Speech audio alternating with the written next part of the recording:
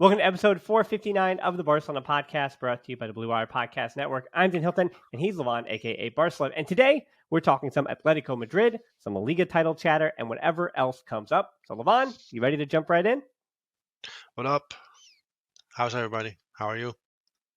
Doing okay. I want to say that people were pretty receptive to that listener question thing. So, as Levon and I were just talking about some of the summer plans, that over the summertime, what I might be doing just to make it easier on me as well would be I'll put out those listener questions on the weekend. People will send in a bunch of them. And then let's say on a Monday or a Tuesday, Levon and I hit half of those. And then I'll finish the rest of them on a Thursday or a Friday. And that means that people still have two shows in their ears. And again, the reception on the listener question stuff was pretty positive. So I'm happy to hear that. And so that's a little bit of a programming note and update to, I think, what some of the summer plans might be to make it easier for everyone else. But again, if people want to enjoy it, that works for me too. So let's focus first, though, on Atletico Madrid. But actually, before we talk about the actual game, Levon, I do want to hit like a big picture thing, right? Like in the macro sense, not just about Atletico Madrid or even this season. So for some reason, maybe I woke up on the wrong side of the bed or whatever it was this morning, but I wanted to give a little pushback here to the talking point about yesterday proving all the reasons why Barca isn't ready to compete for the Champions League.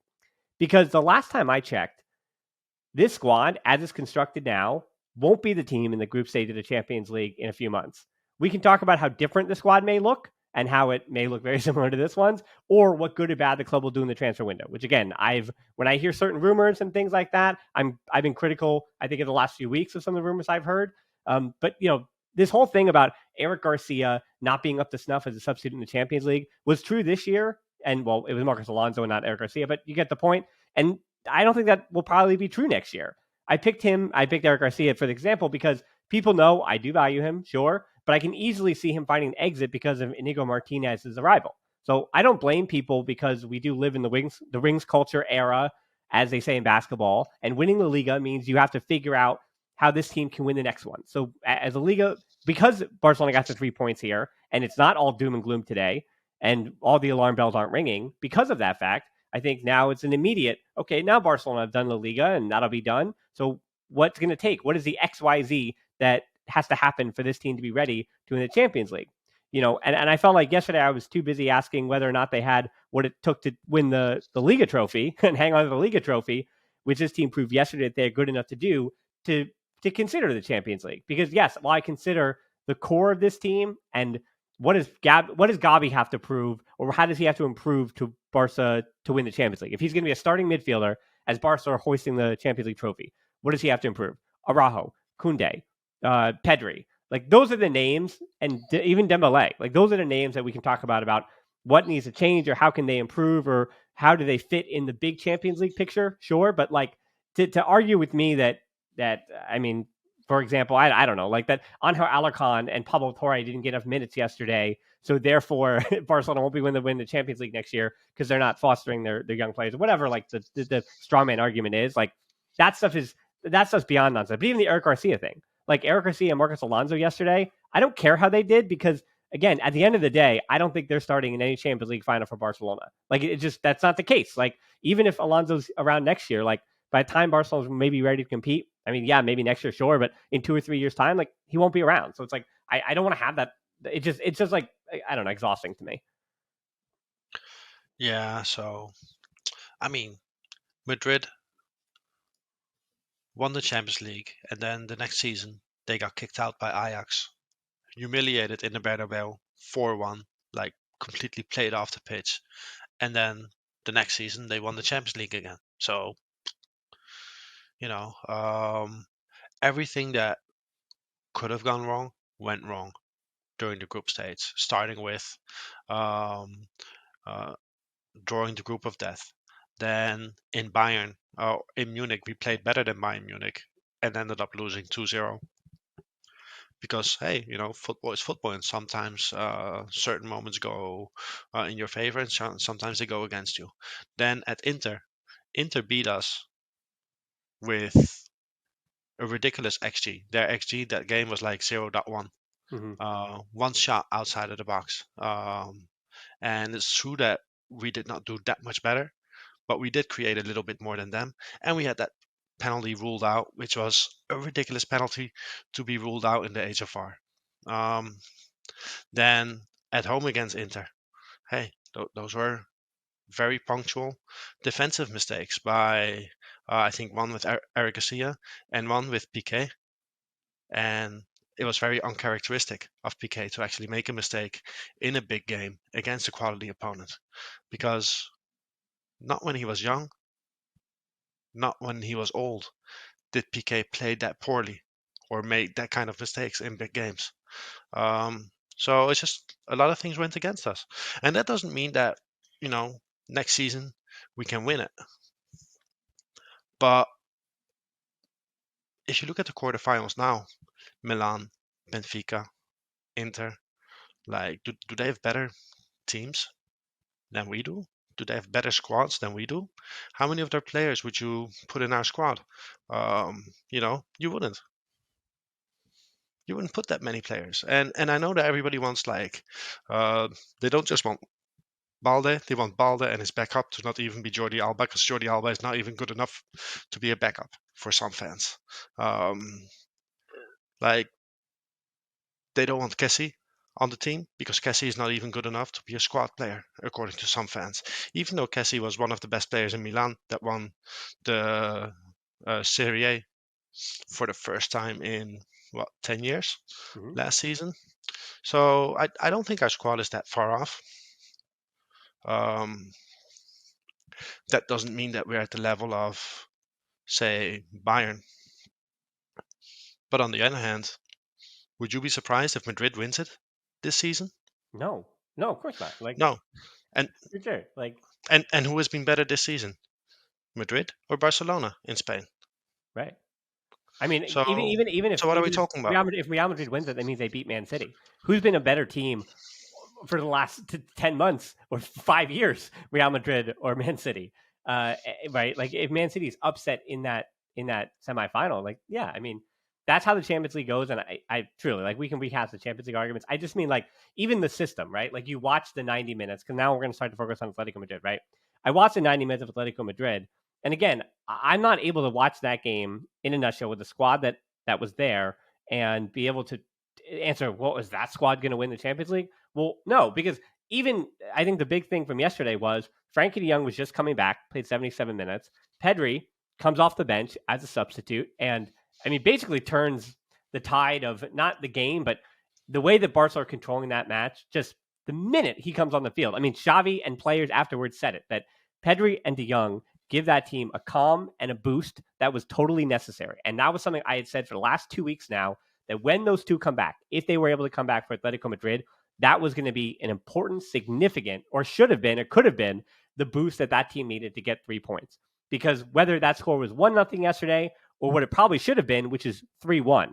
I mean, 3-1 is actually what that score probably should have been or could have been on paper, whatever. But it winds up being 1-0. So either way, regardless of what goals were scored and what goals weren't scored, Barcelona got the result at home with two players returning that are two of their Gala 11, two of their top, 7 players return to the team and bolster it, and they were good enough. I mean, especially, from the first half, it was tough. Like the first half was difficult, as Atletico Madrid is going to be, right? Like Barcelona all season long have struggled against 5-3-2s, right? And so what is the perfect example of that? I wouldn't even say in Spain, but in world football over the last now 4 months, the best team to play a 5-3-2 has been Atletico Madrid because they hadn't lost since January the 8th in the Liga to Barcelona 1-0, oddly enough, and they had a 12-match unbeaten streak in the competition. Like I know they lost in the Copa del Rey to Real Madrid, but they also were rotated that week and whatever it was. But Atletico Madrid were playing their style, playing well, and on top form, and were the top team in Spain since the beginning of January. And Barcelona stopped them in their tracks because they reminded Diego Simeone that not only has Atletico Madrid not beaten Barcelona in 17 years at the Camp Nou, but Diego Simeone has never beaten Barcelona. Well, obviously, but that's that 17 years. Diego Simeone has never beaten Barcelona at the Camp Nou, and history winds up being more important than all of that momentum and form and all those good things. And right, Atletico Madrid have to go home and say, we didn't get a goal. Not only that, but Ferran Torres is the one who got a goal on the other side instead to put us to the sword. Ferran Torres scores important goals. He does. Yeah. Clutch, like Ferran Torres in clutch moments against non-elite teams, forget about it. But by now he has already scored against Atleti. He has scored twice against Madrid. He has scored in um, like last season's Europa League campaign. He scored in every knockout round except Galatasaray. Um, so yeah, there's that. I actually thought he was okay yesterday. I was a little bit saddened that Ansu didn't get to play. Atleti has been good this season. They started out terribly. I'm always kind of like um, I'm one of the few culés who actually likes Atletico Madrid, especially in Spain. Here in Spain, a lot of Barca fans they look down on any team that does not play our style or that does not play attacking football. But I love what El Cholo Simeone has done with Atleti. Um, and in general, I like their attitude. I like that they have a trainer who never whines in the press about anything. Um, and I thought they played well. They could have won the game yesterday. We could have won the game. It could have gone either way, but happy with the win. I thought that Frenkie makes a huge difference. Pedri makes a huge difference. We still concede chances though with Pedri on the pitch. So it'll be interesting to see I know that you're an NBA guy, and in basketball, I believe they have like a plus minus rating for Hmm. players, where you see the difference in points when players are on the pitch and when they're off the pitch. It'll be interesting to see that for Pedri because the last 2 seasons, like the difference between Pedri playing or Pedri not playing in terms of points won per game is huge. Like it's incredible. Well, yeah. What was it? It was earlier. It was 77% they win with him, and was it? It's I think it's like 54% they win without him. I mean, Yeah, that's how crazy those 3 points are for him. Again, that's all yeah, off the top of my head. Like last time I had checked it a few months ago, but I mean, he's been hurt in that time. So, and Barcelona have now dropped in the last two matches. They've dropped 2 points, and that continued to happen. And yes, like as I said, like Pedri throughout this season, it's the argument I keep having that when you looked at yesterday, who was important for Barcelona? Ter Stegen, not say stood in his head, but he was where he needed to be, and he got the 2 saves that Barcelona needed to win the 3 points. Not only was Araujo really good through the middle defensively as always, but Araujo was the one that set Rafinha free on the right side to cross that ball into Ferran Torres. Like Ferran still had a bunch of work to do, and Rafinha did a really good job to get his hips all the way around to cross that ball. And Ferran had so much space in the middle and was so wide open because Rafinha actually delivered that ball probably earlier than Atletico Madrid was expecting. Like he cut it back instead of cutting it around like you would expect to that near post. And so that put Ferran Torres ahead just low and hard and perfectly pass that in. But that ball from Araujo is the one that I continue to say this season are the moments that I kind of write down. That's why I take notes for every game. And I can tell you that over the course of Langlei's career, when he first arrived, and I went, oh boy, he's left footed, great, but this guy does not break lines with his passing. It just didn't happen for Langley. In his final season, it happened a little bit, but unfortunately, that final season, you remember with Langley, was juxtaposed with him making insane errors on the ball, yeah. like Can defensively, we right? not talk about Langlei's final season, please? Thank you. Sure. But he might get a club 12 to 15 million from Tottenham this summer. So we might be able to say adieu without saying, having to push him out the door. But anyway, like for him, but even in that final season, it was frustrating because yes, as poor as he was defensively, his ball playing ability was coming along ever so slowly, and he was able to break a few more lines than he did. And Araujo is that same marker where it's again, progress is not this thing where I go, oh, like, I mean, for example, Balde was the counter argument to this, where Balde from week to week, we're like, oh my gosh, like this kid is learning on the fly. He's a teenager, so he's like a sponge and he's getting better and better. And now, since he's become a regular the last 3-4 months, you felt like, okay, like, does he have good performance or bad performance like a regular professional, right?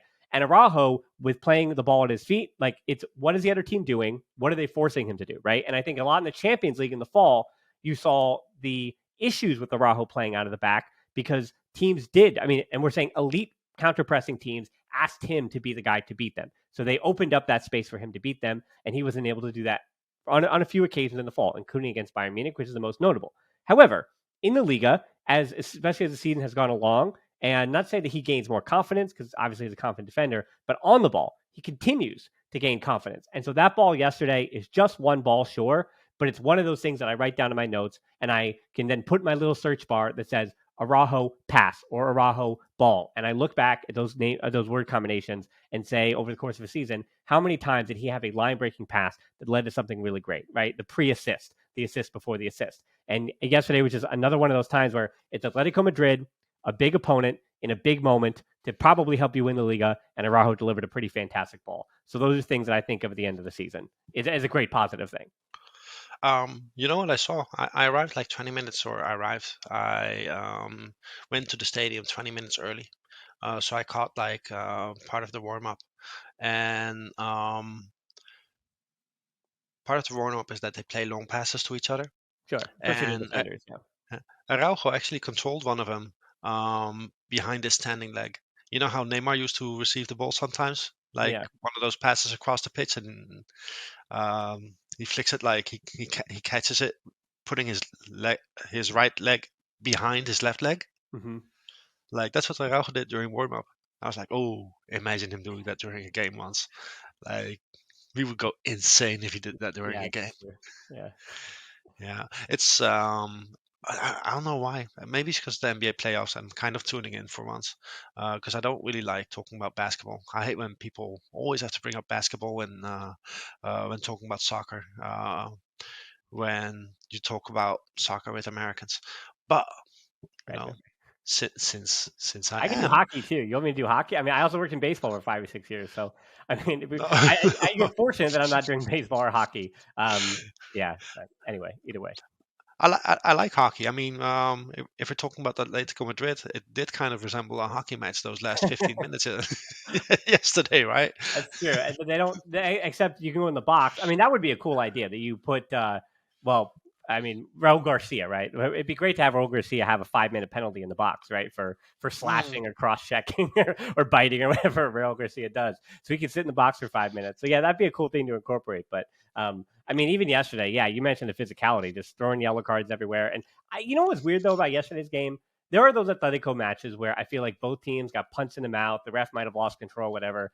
But I felt like yesterday's ref was kind of just getting himself in trouble, where it's like I didn't think that either team were taking too much out of each other. Like I don't know, like it didn't seem like the match got out of hand on either team's side. Like I felt like there was quality on both sides. They both had ideas. They both understood the stakes of that game. And I don't think it became too messy, but the ref just kind of gave yellows as if the game had gotten out of hand or had gotten messy or whatever. I was a bit confused by that in the second half.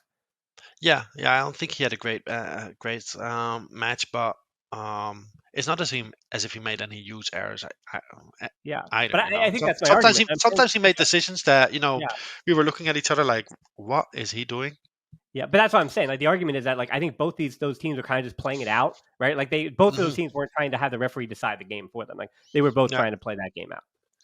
yeah. No, it's difficult. Also, it's difficult to judge in the stadium because we don't get the replays. Hmm. They obviously don't play the replays uh, on on the big screen that's above the stands because they don't want to incite the crowd if the referee Yeah, gets it yeah, wrong. The girl that sits next to me usually she listens to Raku, which is a local radio station. So usually when something happens, she listens real quick and she tells me like, "Oh no, it's a handball." They're saying it on Raku. Oh no, it's a penalty. We're screwed. hmm. Um, and yesterday she did actually say that it was hands. Um, but You're talking about the Busquets one, the one that was headed yeah, down. the Busquets one.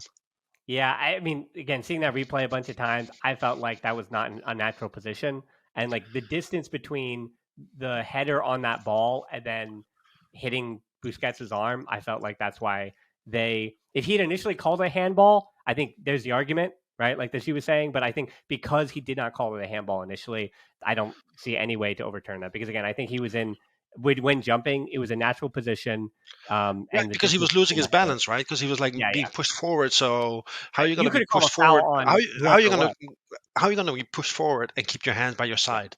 Well, it You're was gonna Jimenez, fall. right? You're gonna I think it fall was in. You're gonna fall in your mouth. Like right. I think it was Jimenez who had the header. I mean, I think like when I saw it initially, I thought it was a foul. I mean, which mhm. I think like, and I think that's what it should have been. I think it was a foul on Jimenez pushing. I believe it was Kunde into Busquets. if anything. So yeah, I Right, don't know. I throw right. that one away. And then Busquets getting the yellow himself makes sense to me. A totally unnecessary yellow for him in the second half, but that means he'll miss Rayo, which I think is something sure. But I mean, I'm not to say bent out of shape about it, but it's not a bad thing that Busquets gets to rest Wednesday after Atletico Madrid on Sunday. Like that's not the biggest deal. With Pedri likely fit enough to start, so you're going to start De Jong and Pedri and Gabi and or Kessie and even in a 4. So I'm totally fine with that. Yeah, we'll see. We'll see. Maybe Dembele can get some minutes. Who knows? But now I messed up my great basketball analogy. So Araujo receiving the ball like behind his leg, a long pass and during the warm up. That's like Shaquille O'Neal, like shooting threes in practice. Because I've seen videos of him shooting them in practice and Mm-hmm. basically like swish, swish, swish, Shaq. And he tried it once in an all-star game, and he airballed it.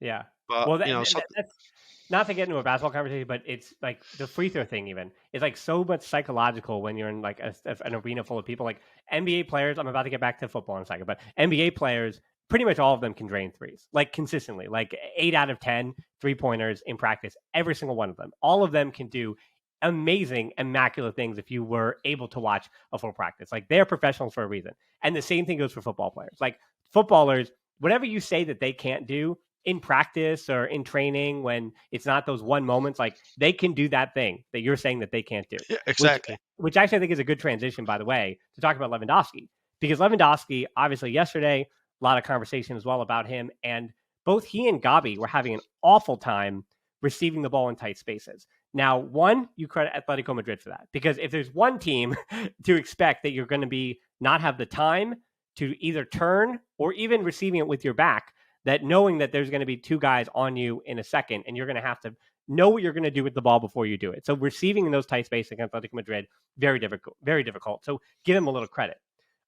Part 2 of that, I think, is somebody brought up in the YouTube comments, credit to this person, about Dembele, how still without Dembele, Lewandowski, it doesn't open up those passes from the wings. So other than that one cross from Rafinha, Lewandowski is just not receiving through the middle. So through on the wing. So he's only really receiving through the middle. And without Pedri, who is your best deliverer of that ball through the middle, through those interior channels. Now Busquets, I think, much longer range, of course. So Busquets had that one to the left half space over the top to Lewandowski. Busquets is great in that. But as far as Busquets in the distance between he and Lewandowski, you're not going to see as many of those passes that Pedri does deliver to Lewandowski to give him that kind of space.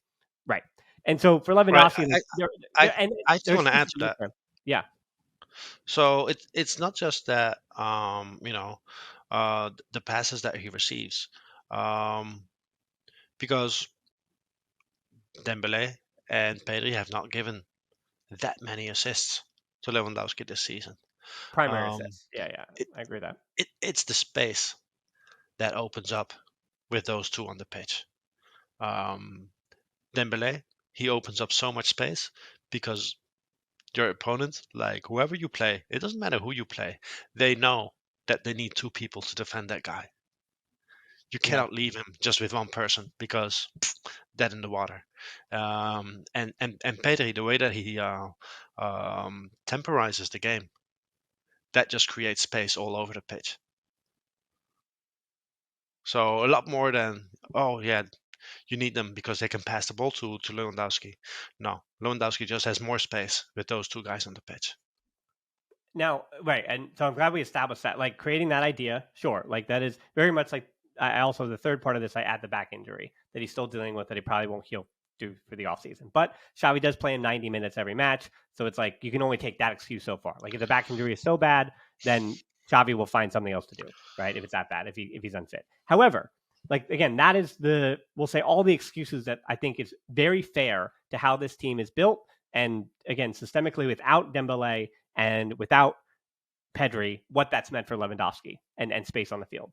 In the same regard, I think yesterday was an example where there was fair criticism for Lewandowski for taking a bit too many touches at times, especially trying to put himself in shooting positions, and B, I think it's totally fair to criticize him. And maybe you saw something different in the stadium, but that miss in the 76th minute, even if it was, I mean, maybe it was offside, sure, but I don't know about that. But I mean, that wide miss, I mean, how selfish to just square it over to Rafinha.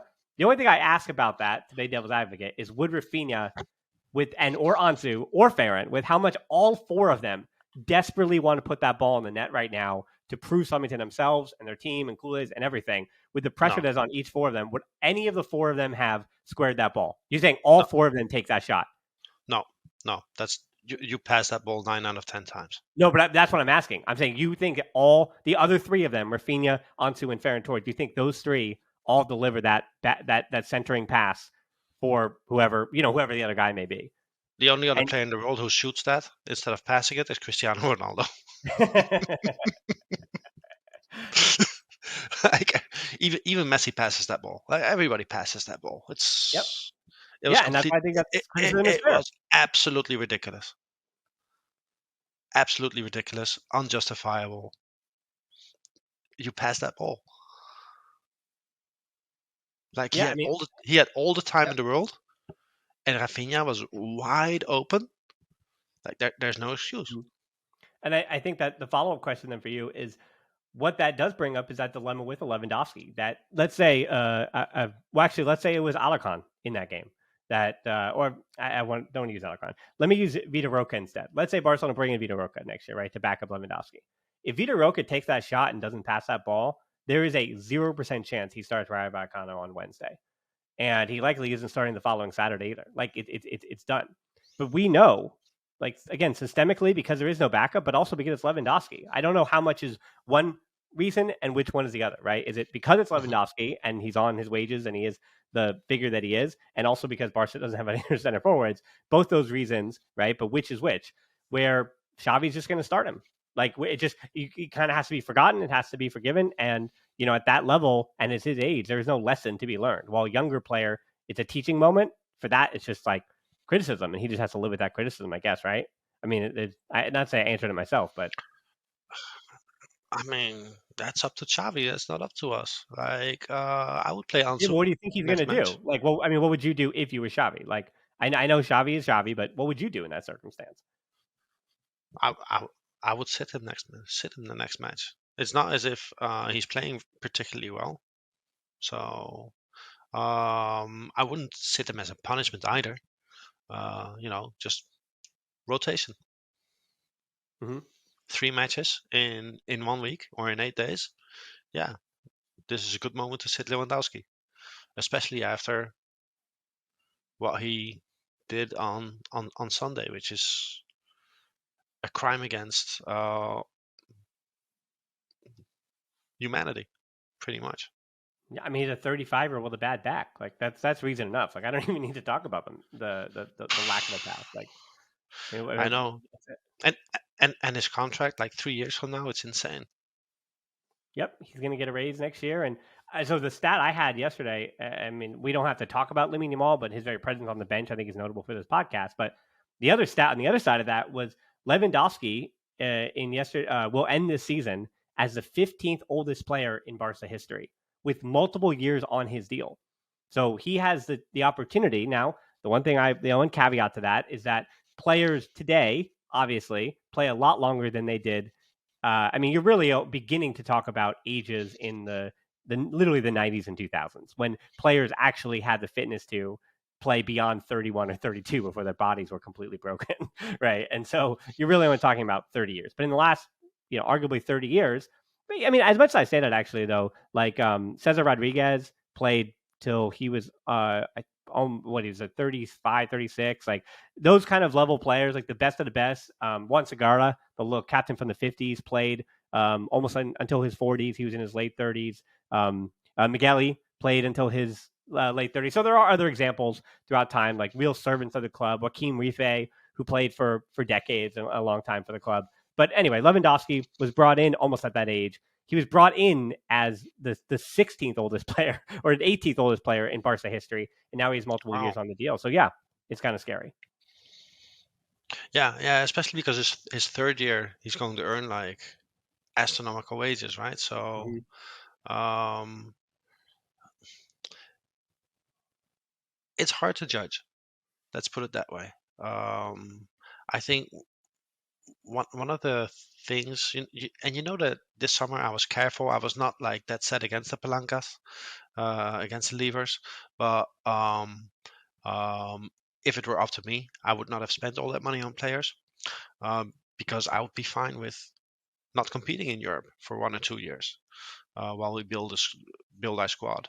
Um, on the other hand, Lewandowski is part of the reason why the stadium is full, or not full, Mhm. but why we have the best attendance in Europe this season. Um, there's so many games where I see Polish people Yeah, in the the stadium. Polish flags. I was about to say that. Yeah, Yeah, that is the introduction of the most Polish flags I've ever not say ever seen, but yeah, you see them on TV every time there's a scan in the stadium. yeah, yeah, and sometimes they sit right behind me, or like they're present. Like I see them in the stadium, not just on the grounds, not just around the stadium when match time, but usually there's at least like 2 or 3 Polish people in my section. So um, I'm not saying that the attendance of Polish fans makes up for all of the money that we're spending on Lewandowski, Right. but I'm sure that economically, when we see the cost, um, we're not accounting for the fact that there is some benefit there as well, right?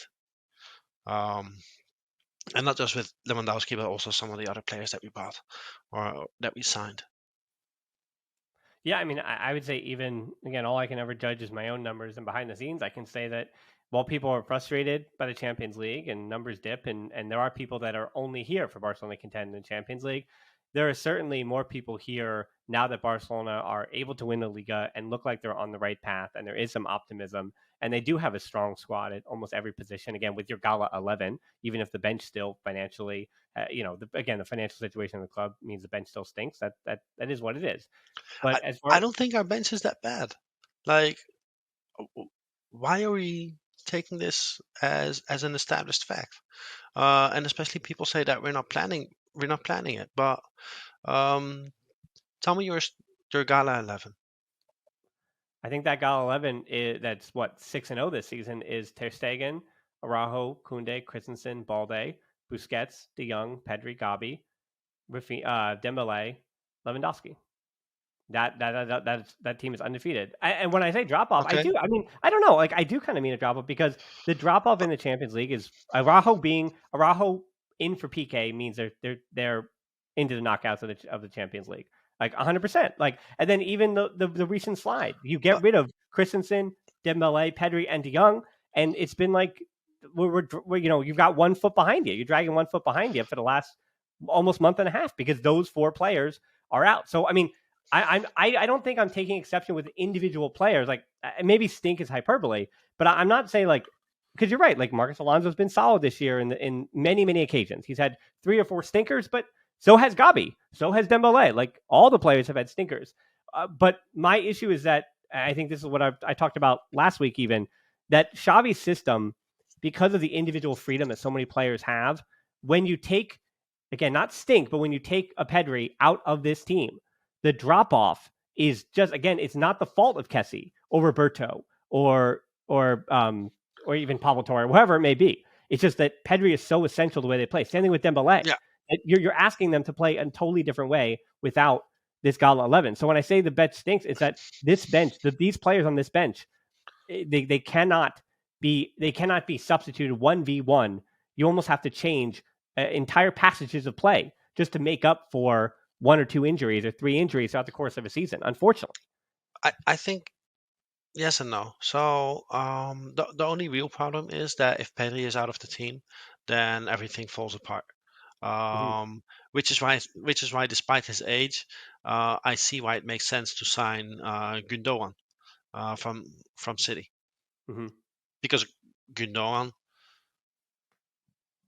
can play any position in midfield, and he can kind of perform that Pedri role for us. Yeah. Like, And you know, not to be too agreeable with you, but uh, I very rarely greenlight those 30-year-olds. People know that, but this is one examples where I would greenlight that one. Like if you only get one 30-year-old, Gundogan is the one I'm saying. Like, no Yeah. offense to Inigo Martinez, I understand the purpose, and we're not. I think we're not talking about Messi at all here. But I'm saying, like, other 30-year-olds that you've heard, even Aubameyang, which apparently built up steam. If I have to choose between Aubameyang and Gundogan because there's way too many 30-year-olds on the team, Oh, I'm picking the yeah. midfielder.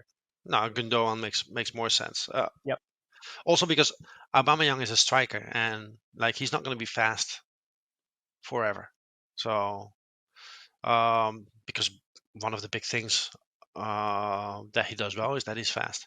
But I think Rafinha, yeah, you notice the difference between him and Dembele, because of course Dembele is almost a superstar. You're gonna notice the difference in individual quality when Dembele is off the pitch. But what Rafinha has given us from somebody who is not in our Gala 11, he has maybe even given us better numbers than Dembele. You know, that's not that's not at all bad. Then I think Ferran and Ansu are excellent squad players. The only thing is that unfortunately they have had poor seasons, but they're good players. Hmm. They're talented players. So you cannot tell me that hey, you know that there's no bench if you have Rafinha and Ansu on the bench. They're players that most teams would love to have as starters. You know, sure, maybe not the top five, the top six, the top eight teams, but give me a top 10 team in Europe. Benfica. Benfica, yeah, I'm they're in the sorry quarter. to make They're, things they're, clear. they're in the quarterfinals right now. Yeah. Somebody like Ferran or Ansu uh, could perfectly be a starter at Benfica on decent form. So you know, don't tell me that we don't have that. Um, in the defense, we have Jordi Alba. Would Jordi Alba start for top 10, top 15 team? Yeah, probably. Depending on Probably, the team. and he's our backup left back right now. Um, we started the season with Koundé, Araujo, Piqué, Eric Garcia, and we didn't even know it, but Alonso as center back options. So we had that there. The only the only position in which we struggle a bit is right back. But here also, Sergio Roberto is a much better footballer than people are giving him credit for. Yeah, I mean, if So anything, his injury issues have been the bigger issue than he has for his quality over the last few seasons. I mean, I think the injury concerns are the bigger are the bigger problem because yeah, he's missed what 60. I think he's missed 65% of all games in the last 3 seasons, which is just that's a lot to pay him. yeah, The wages they paid him this year, but again, he's going to renew for pennies. So yeah. yeah. I think the biggest mistake that we made in planning is letting Nico Gonzalez go Mhm. because we let Nico go, and then we let Pjanic go. Xavi should have made the choice. Xavi should have told Nico, "Not you stay." Pjanic. Xavi should have made a choice. Xavi should have said to Nico, "You're not leaving because you're gonna play." Period. Mhm. And then Pjanic goes, and we're fine. And then we can rotate Pedri a bit more. We don't have to run Pedri into the ground. Like that's where we suffered this season. Midfield. Yeah, I mean, I also think the time it takes, like again, that adaptation time, especially when you have a big summer like that, when you bring in 6 new players, like for example, like Kessie and how valuable he is today is a lot different than how valuable he was in September and October. So the club did suffer before Kessie had totally adapted to playing at Barcelona, and I think the same could be said of a bunch of different players. Like Barcelona is very fortunate. Like again, a testament to Christensen that you felt, especially in that loss to Real Madrid, like the Christensen to Alonso drop off was as good of a season as Alonso could have been said to have. It felt like Christensen missing was a big loss, like that drop off with Christensen, and the fact that he adapted so quickly to Barcelona is certainly a compliment to him. But You know, I sometimes think that the adaptation time is overrated mm, because how many times don't you see a player arrive at a club and the first 6 months he's amazing, and I think and that and then the next year, the next 6 to 12, 18 months, they struggle. Yeah, they struggle and they yeah. end up leaving the club. I mean, maybe we have to add a caveat that it seems like midfielders at Barcelona, because of how important that position is at the club and the dogma of those training sessions, even though it changes from manager to manager and X and O's, sure. But I don't know. I think midfielders and midfielders and we'll say pseudo forward slash midfielders like Antoine Griezmann, Coutinho, like those are the guys that truly, truly struggle, I think, across the board. Like, No, Antoine Griezmann did not struggle. Come on. no, not in his second An- season. No. I mean, no. I'm not saying this is my opinion. I'm saying this is Antoine Griezmann saying himself. I struggled in my first year at Barcelona. I had a hard time adapting, and my second year I really enjoyed. That's not a referendum on his whole Barcelona career. I'm saying it's like that's what he said, and so I have to believe him. I mean, that's well, what a lot of players, even Paulinho, well, going back to they, Paulinho a few years ago. I mean, they put him on the left. They put Griezmann on the left. In this And I first guess season. he didn't adapt to that fast enough, and that's why he's saying he had trouble adapting. So whatever the reason may be, it's just I don't know. Pa- It just Pa- it seems to be a fair thing. Paulinho was a midfielder. He was great in his first half season, and then he sucked in the last half season. Yeah. I mean, maybe F- he said he had a hard time adapting too. I don't know. I don't know why these players are saying this. Then that's what I'm No, saying. they say that because they always speak in cliches. But Yeah, Paulinho was amazing the first 5 months, and then the last 5 6 months he was the Paulinho that everybody expected that we would get. yeah, Fabregas, another example. How good was Fabregas when he just arrived at the club? He was yeah, awesome, and then downhill. yeah. All right. Well, I don't have as many good examples, so I'll have to chalk you up with a W here. There you go. You get a late the Ah, Barcelona nah, podcast W. nah, nah. We're just talking, man. This is not about winning the argument. Come on. All right. Well, okay. Now, this isn't really an argument either. Last little point here about Lamine Yamal, who did not play. So it's weird to take time to take about a player who did not play. But even making the bench was historic because, I was wondering, I kept hearing first 15-year-old, and I knew that wasn't true. I knew I had done the homework on this, that it wasn't true. And that was correct, that he would not be the only 15-year-old, but he would be the youngest by actually a considerable margin if he debuted in the last 9 games this season. I read Because he was going to be the fourth youngest, but I no, don't know it's what's true either. it's first. It's first. It's it's so oddly enough, as I was doing this research, not even research, it's really easy to just literally put it in the Google machine and follow enough links and you'll find the answers. But I found that a lot of the players who've debuted for Barcelona who are of this age, teenagers, either debuted in the teens and as in like 1910s and 1920s, because again, the club was still basically and not an amateur side because they get professionalism in 1919, whatever it was. But anyway, so they were still like literally looking for like college students who kicked the ball around or kids in the area who were promising or whatever. So a lot of these players who debuted as teenagers debuted in the 1920s or the 21st century. So Boyan, Gabi, Mark Iniesta, Lionel Messi, and then of course Ansu Fati. But the youngest debut in Barca history is Armand Martinez Saji, who has a very famous sister, but it's a story for another time. But he was at the time 15 years and 11 months old when he debuted in 1922. 6 months younger than. I want to know about the sister.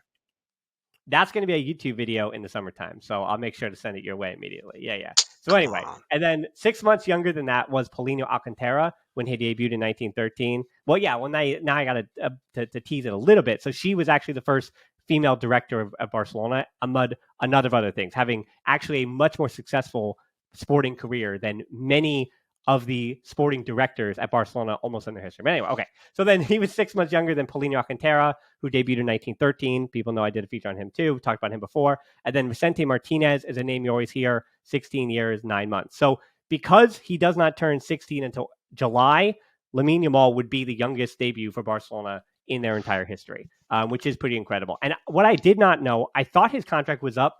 Well, sorry, not up, but I thought they had to sign professional contracts at 16, but that is not the case. I guess with him, he has like a year because his deal isn't up until 2024. So he's restructured his deal, I guess, where he's going to sign that professional contract with Jorge Mendes, who is already his agent, in 2024, I guess. But I think the club wants to, in theory, have him sign that professional deal beginning now and then extending that obviously beyond 2024, but then for 3 or 4 more years, and trying to get that business done this summer. But yeah, I mean, I don't know. Are we to believe that Xavi is really that impressed of him, or are we to believe that all age groups have always been very impressed with him. I first heard of him when he was 12, 13 years old. He's still just 15, so that was only 2 or 3 years ago. But yeah, I mean, he's been such a highly rated player for so long, and he is that inside forward that can kind of do everything at youth level. And even with his size, it seems like Xavi is confident in his abilities to dribble and to understand the game, positionally where he needs to be. So yeah, I mean, it would be history making. And I don't know. I'm somewhere between, yes, it's kind of a contract PR move, sure. But I think it also has to do with, we have to believe that Xavi is seeing some kind of talent. Like, you know what I mean? Like, Xavi's kind of gassing him up a little bit because you're obviously going to give nothing but praise to a 15-year-old kid. You know what you mean? You don't destroy him. But in the same breath, like, he wouldn't put him on the bench even at Atletico Madrid, because I didn't think he'd make the bench. I thought he would play against Olat or Castellon, right? In the beginning of the preseason when they played that Catalan game in July or whatever. I thought that's when we would first see him. But no, like, he's already made the bench, and that is history in itself. In the press conference, Xavi just said that he trained like incredibly well Since January, by the way, like since the World yeah, Cup. Like, yeah, we've been hearing this since the World Cup. and that he's really impressed about how he's 15 years old. He just goes and trains with the first team, and still he impresses. So yeah, let's see. I heard his dad is a Madrid fan. Yeah, I Uh-huh. mean, you hear that, but yeah. Other than Pedri, obviously the club, that's the propaganda sometimes. Other than like Pedri's family, who were Kool-Aids, and you hear that. Like, I mean, most of these professionals, I think, at any age, are going to just choose. Like, even the other example of that is like Ceballos. Like, when Ceballos said that his family was Madridistas, like, we had to believe him, because like Ceballos is the other part of that argument. But in the same regard, Ceballos did entertain the idea. I remember doing podcasts about him in 20, was it 17 or 18, whatever it was, that he was considering Real Madrid and Barcelona, and then he picked Real Madrid, and the rest is history. But I think there's also a picture of him on the internet somewhere where he was 14 years old wearing a Barca jersey. of course, and Lamine So Yamal is 15 years old. So, but he's also been with the academy, I think, since he was 8. So he's been there, not to say a long time, but he's already been like in that world for 6, yeah, 7, 8 years now. So he's yeah, literally grown up there. yeah, definitely, Yep. But definitely. No, it'll be cool. Like, mhm. I hope we have money to sign up our young ones. Yeah, Like, right. I mean, that was that time that's how you knew that there was real issues, where those young kids were asking, like in Elias Moriba, for example, was asking 3 million a season when they were yeah, 16, 17 years old. And that's just like, the club has to hardline. That's too much. So fortunately, it is Jorge Mendes, I guess, and not somebody else, because you know that they're going to try to do a Barcelona friendly deal, if you will, for him. But my only consideration with that contract, and there's no way to know this because we don't actually have the paper, so we don't know the clause and stuff. But I'm interested to see what his first team's incentives and things like that are going to be, because those exist in those contracts. I would expect that Jorge Mendes, who's also the agent of Ansu Fati, remember, will have something very similar. Because when Ansu signed that professional deal at 16, remember, he made his debut at 16 years, 9 months. So he signed it right before he made his debut, but he was already in first team training, that being Ansu, on occasion with Ernesto Valverde, as he was signing that deal over the summertime. No, or yeah, October he signed it when his birthday was. So yeah, it's hard to tell exactly what those incentives are going to yeah, be and how soon he'll be in the first team, based on contract triggers and things like that. But yeah, right. I And the just thing is that now those kids are 16, and Premier League teams can pay them so much more mm-hmm. than we can, and they will have known about him since he was 10 years old Yep. already. You know. Yeah. I mean, Um, those are League of Promises. Like, for example, as I said, like, I saw, what was it? He's a U16 player now, Tony Caravecca, or he might even be U19, whatever it was. I'm getting old, but anyway, I saw him at the League of Promises, right? And I wrote that name down, and I'm like, if I wrote that name down, I was sitting like 10 feet away from a Man City scout who had like the whole, like, you know what I mean, like the jumpsuit and the polo, and I was like, oh, that guy, mhm, like, he smells like, wine and importance, and he's like, what's he doing here in New Jersey? The League of Promises, but right. like, you know what I mean? And so like, he's sitting there, and we're watching Barcelona Valencia in Newark, New Jersey, right? Or wherever we Hmm. were, like, Jersey, we were in Jersey City, whatever it was. This is like, 7, 8 years ago. So, all right, last thing here is, I do want to make sure that I give a Femeni update real quick. On Saturday, the Femeni beat Chelsea 1-0 in London. courtesy of 4th-minute goal from Caroline Graham-Hansen. That was the first leg of the Champions League semifinals. So as you've heard me reiterate a number of times this season, if Caroline Graham-Hansen is healthy, she has been Barcelona's most important player all season long, and she raises his team to Champions League winning levels. That is the truth. Was a good goal too. It was a good goal. She's had a lot of good goals this season. Hat tricks, like whatever. So if she's fit, she is good. That's basically been the thing. I mean, it's very much like a Pedri case. If she's fit, she has been good. The return leg is on Thursday at the Camp Nou, and I will try to cover that game just as a programming note. I have the podcast scheduled for that day, but I do plan on doing something afterwards about the Femeni either Thursday as well or Friday. So the other tie, by the way, was 2-2, Wolfsburg and Arsenal in Germany, and there's everything to play for with that one. Arsenal, I think, would have been favorites, as I mentioned here. Arsenal, I think, would have been favorites in that tie with the amount of just on paper talent they have, including toe-to-toe with Barcelona, but they have had just an insane number of injuries, including even the last week. So there is a ton of talent still kicking about for them. But, I think Arsenal, they are just a skeleton crew trying to hold it down in the Champions League. So that is why that one's probably 2-2 and not all on Arsenal. But that one takes place on Monday, that being next Monday. So Barcelona-Chelsea winner will need to wait to find their opponent for a few days. So they'll have to sit around. But again, Barcelona took care of business on the road against Chelsea, as actually they did against Roma as well. I believe that one was 1-0, if I remember right as well. And then they came home and just splattered them. And so, I would expect in front of the Camp Nou crowd something kind of similar. It may not be 5-1 or whatever it was against Roma, but I would not be surprised if Barcelona does walk out of there 3-0. It would be an upset if Chelsea does get any kind of result against Barcelona. Camp Nou. I hope we win, and especially because I'm taking my daughter to the stadium for the game. So cool. I know she'll be super disappointed if we lose. Oh yeah. Yeah. Oh yeah. Tough day. So I hope that your daughter has something to celebrate on Thursday. Again, I'll have the podcast out there, and Rayo Vallecano's on Wednesday. So look out for those 5 handles as well. Again, for everything for the remainder of the season, we're still trudging ahead. Liga Trophy, while it feels locked up, there's still work to be done. So I'll be doing that work too as well. Wednesday, Thursday, Friday this week, whatever. So follow him, Twitter, down in the show notes below. And then we're at the Barcelona Pod pretty much everywhere. The listener questions I got last week was from the closed Facebook group. Answer the questions, I let you in. Don't answer the questions, I don't let you in. Pretty simple. And then YouTube as well is where all that video content is. So thanks so much for listening to the show. Until next time, we'll talk to you soon. And Forza Barça. Visca el Barça. Y Visca Catalunya.